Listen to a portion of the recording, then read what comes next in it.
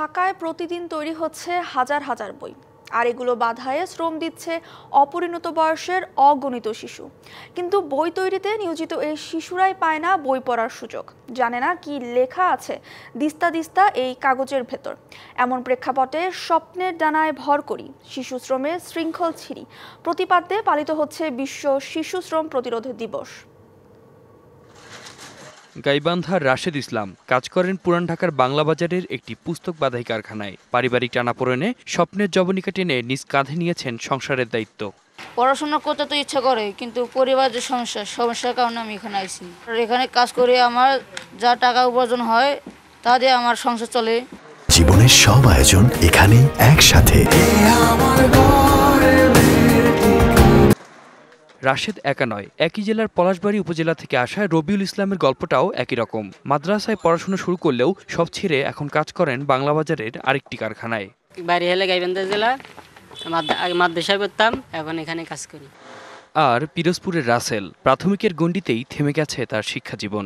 ঢাকায় এসে দিন কাটে বাঁধাই শ্রমে।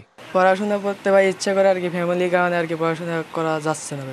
রাশেদ, রবিউল কিংবা রাসেলের মতো অপরিণত বয়সে শ্রম দেয়া শিশুর সংখ্যা অগণিত। আর্থিক টানাপোড়েনকে দায় দিচ্ছেন কারখানার অন্যান্য শ্রমিকরা। ছোট ছোট যে ছেলেফেলেরা আসে তাদের আর্থিক অবস্থা খুবই খারাপ।